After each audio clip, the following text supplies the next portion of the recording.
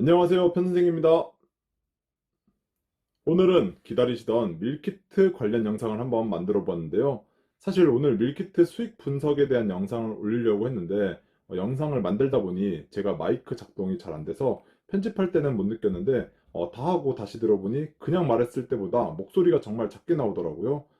다시 찍어야 돼서 오늘 밀키트 전문점 어떤 브랜드를 선택할까에 대한 영상을 올리도록 하겠습니다. 2020년 하반기부터 밀키트 전문점 창업 시장에 먼저 발을 들여 현재 밀키트 브랜드 중 점포수 1위인 담국은 최근 250호점까지 오픈하였고, 가맹 상담 및 출점 문의가 많아 더 이상 오픈을 할 수 없을 정도로 과부하가 걸리며 타업체들이 이를 기회로 삼아 오픈을 많이 하고 있습니다.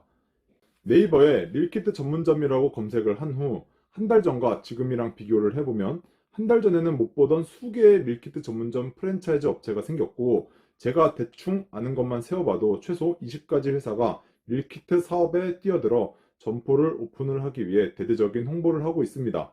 오픈이 하나도 없거나 별로 없는 신규 브랜드들은 몇 호점까지는 로열티나 교육비, 가맹비 면제 또는 할인을 해주며 공격적으로 점주님들을 끌어모으고 있습니다. 모두 사업성이 있다 판단이 되는지 정말 많이 계속 생겨나고 있습니다. 이미 이마트, 롯데마트 같은 대형마트에는 따로 존을 구성해 놓고 밀키트를 확대 진열하며 재미를 보고 있는데, 이런 대기업들도 과연 오프라인 매장에 뛰어들지도 기대가 됩니다. 이런 밀키트 전문점 창업을 하면 본사는 로열티를 월 30만 원 정도씩 받고 물건을 대주며 이 물건 값에서 마진을 남겨 회사가 이익을 취하곤 하는데, 지금이 기회다 싶어 수십 개의 프랜차이즈 회사들이 무지막지하게 오픈을 하고 있습니다. 2, 3년 뒤 몇 개 브랜드만 살아남을지 정말 궁금합니다. 자, 그럼 창업을 희망하시는 점주님들은 과연 어떤 브랜드를 선택해야 할까요? 매장 수가 가장 많은 담국을 선택해야 할까요? 아니면 로열티나 가맹비, 교육비 같은 투자금을 일부 할인 및 면제해주는 신규 브랜드를 선택해야 할까요? 정말 고민되실 겁니다. 이야기하기 전에 편의점을 예를 들어 보겠습니다. 편의점은 1988년 세븐일레븐 올림픽점을 시작으로 약 20가지 정도의 편의점 회사들이 많이 생겨났습니다. 지금도 편의점 브랜드가 대충 20가지가 조금 안 되는 걸로 알고 있는데, 결국 현재까지 몇 개의 편의점 회사들이 살아남았을까요? 네, 여러분들이 알고 있는 그 편의점들이 맞습니다. GS25, CU, 세븐일레븐, 이마트24, 민스톱 이렇게 5개 회사만 살아남았습니다.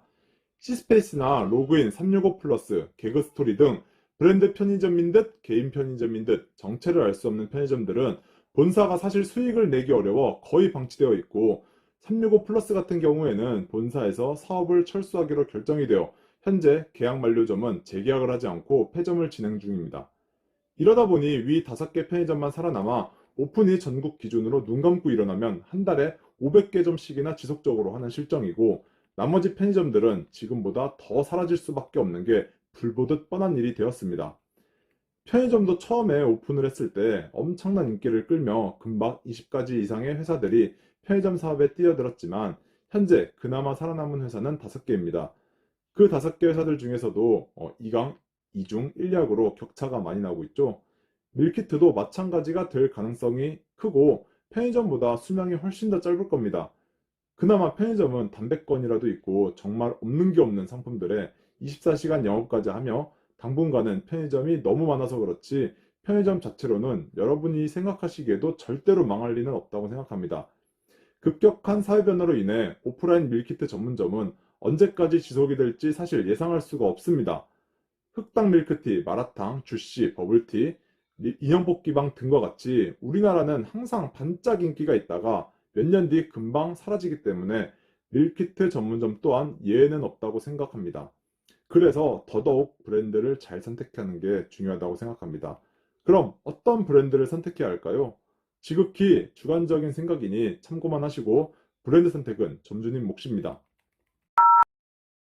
제가 생각하는 브랜드 선정 기준은 4가지가 있는데 지극히 주관적인 생각이며 한번 이야기해 보겠습니다. 첫째, 오래 갈 수 있는, 즉 2, 3년 안에 탑3 안에 들 수 있는 브랜드를 선택해야 합니다. 판단을 못 하시겠으면 현재 가장 유명한 브랜드들을 선택하시는 게 가능성이 가장 높습니다. 몇 달 전 문의가 폭발하여 더 이상 상담뿐만 아니라 출점이 안 되었던 담국은 직원들을 충원을 했는지 현재는 가맹 상담을 다시 받고 있습니다.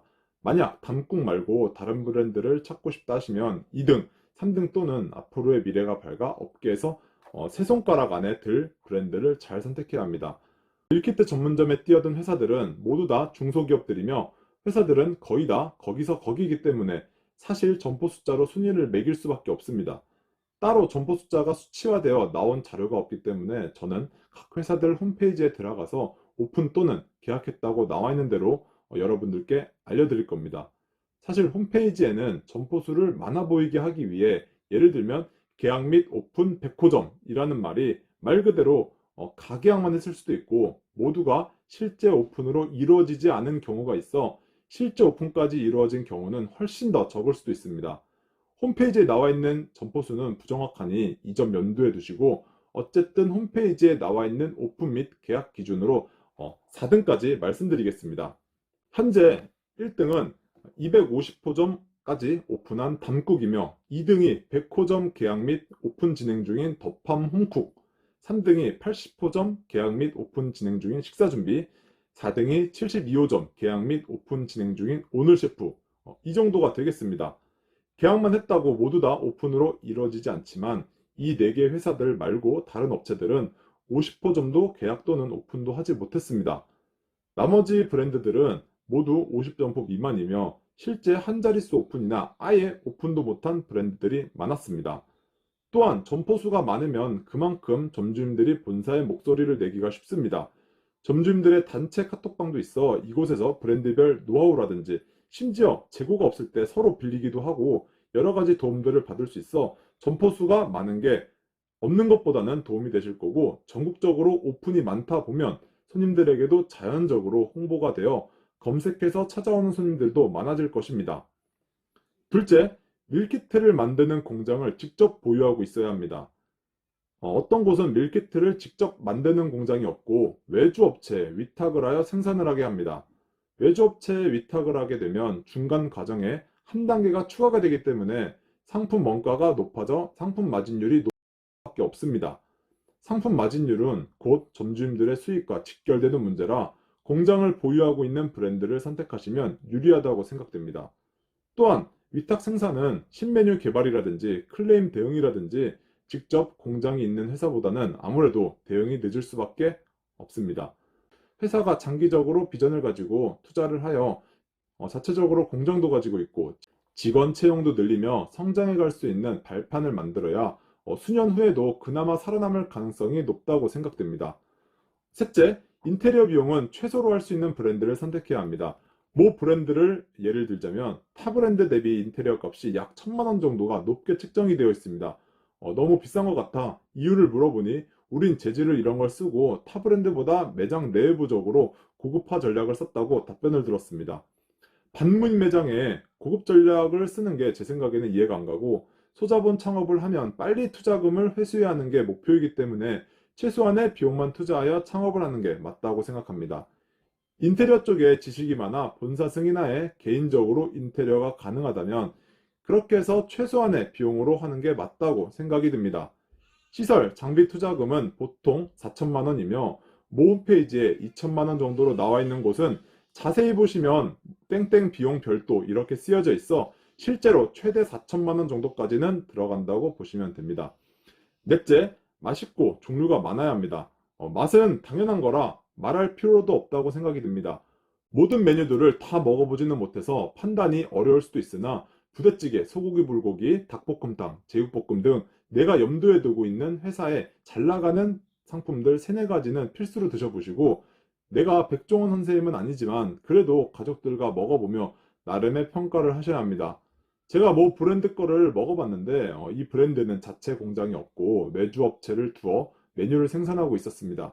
쭈꾸미와 떡볶이를 먹어봤는데 내가 해도 이거보단 잘할 수 있을 것 같아서 브랜드 선택에서 제외를 시켰던 경험이 있습니다. 또한 손님들은 잘 나가는 메인 메뉴들을 몇 번 사 드시고 금방 질려하십니다. 그래서 종류가 많고 본사에서는 신메뉴 개발을 하며 신상품 출시가 지속적으로 되어줘야 점주님들이 운영하시기에는 힘드실 수도 있겠지만 고객 입장에서는 좋을 것 같습니다. 오픈한 지 한 달밖에 안 된 점주님께서 메뉴가 너무 없다고 불평만 하시는 거 보고 본사에서의 꾸준한 신상품 개발의 필요성을 느끼게 되었습니다.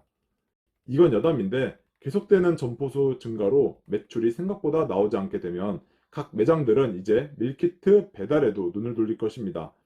현재도 마음만 먹으면 배달을 할 수도 있는데 배달하는 곳은 거의 없긴 하지만 본사에서 얼마만큼 홍보를 해주고 배달 노하우를 가지고 있는지도 곧 다가올 배달 전쟁에 영향을 끼칠 것 같습니다. 그래서 모 브랜드 회사는 배달 관련 지식이 풍부한 직원을 영입을 했다고도 합니다. 저는 저만의 브랜드를 정해 놓았는데 지금 현재 말씀드린 것들을 기억해 두셨다가 꼭 위에 네 가지가 브랜드 선택의 정답은 아니겠지만 담당자 미팅 시 한번 물어보시고 참고하시는 게 좋을 것 같습니다. 그 밖에 담당자의 태도, 신뢰성도 브랜드 선정을 하는데 한몫을 하는데 담당자는 그 브랜드 전체 이미지이기 때문에 담당자가 전화상 귀찮은 말투가 팍팍 묻어나오면 이 브랜드가 좋다고 생각하더라도 별로 하고 싶은 생각이 없는 경우도 있습니다. 신생 브랜드 담당자랑 가맹 상담 관련 통화를 하였는데 전화상 엄청 불친절하고 전화상으로 설명을 충분히 해줄 수 있음에도 불구하고 무조건 본사로 와서 설명을 들어라라며 귀찮은 듯한 말투로 응대를 하여 기분이 나빠서 아예 이 브랜드는 쳐다보지도 않았던 경험도 있습니다. 그 밖에 회사의 규모, 성장성, 해당 브랜드들을 운영하고 계시는 점주님들의 생각, 대표이사 마인드 등 여러 가지를 고려하여 결국 본인이 직접 판단을 하셔야 합니다. 정보 공개를 보면 그 회사의 모든 것들이 담겨 있습니다. 하지만 대부분 사업을 거의 처음 시작하거나 이전에 다른 사업을 했더라도 중소기업들이기 때문에 전년도 영업이익이 대부분 마이너스거나 얼마 없어 판단이 불가능하더라고요. 정보 공개만으로는 판단하기가 힘들어 저 같은 경우에 대표에게 직접 연락을 하여 찾아가서 만난 후 회사의 비전에 대해 이야기도 한번 들어보고 그 회사가 장기적으로 발전 가능성이 있는지 판단하곤 했는데 저 위에 4개 브랜드 중 한 곳의 대표님은 바쁘신데도 불구하고 직접 만나주시고 회사의 비전과 방향성을 확실하게 설명해 주어 해당 브랜드에 대해 신뢰가 갔던 경험도 있습니다. 대표가 안 만나주는 경우도 있고 대표가 만나주는 거에 대해 의무가 아니라서 기분 나빠할 것도 없지만 그래도 대표를 만나면 이상하게 그 브랜드가 좋아 보이고 신뢰가 가게 되는 것 같습니다. 그래서 저는 개인적으로는 대표를 만나서 함께 이야기를 해보는 것도 브랜드를 결정하는 데 큰 도움이 된다 생각합니다. 어쨌든 저는 개인적으로 밀키트 전문점도 그렇고 편의점도 그렇고 지속 유지될 수 있는 최소 탑3 안에 드는 유명 브랜드를 선택하는 게 맞다고 생각이 듭니다. 편의점이야 입지만 좋으면 굳이 멀리 있는 다른 브랜드들을 가는 사람들이 드물지만 밀키트 전문점은 집에서 검색을 하셔서 목적 구매를 하러 오시기 때문에 브랜드가 더욱더 중요하다고 생각이 들며 전국적으로 많으면 많을수록 홍보도 자연스럽게 하게 되어 고객들이 밀키트 전문점으로 인식을 하는데 큰 도움이 됩니다. 맛은 기본적으로 따라오는 건데 맛이 없으면 당연히 이 시장에서는 살아남을 수 없어 대부분은 다 맛있더라고요. 가맹비, 교육비, 로열티 할인 및 면제로 점주님들을 끌어모아 이제 막 공격적으로 시작하는 신생 프랜차이즈 회사들의 반란이냐? 얼마 되지는 않았지만 남들보다 조금 먼저 시작하여 벌써 50호점 넘게 오픈한 기존 프랜차이즈 회사들의 굳히기냐? 과연 어떤 브랜드가 2, 3년 후에 웃게 되었을까요? 기대가 됩니다. 지금까지 편선생이었습니다. 시청해주셔서 감사드립니다.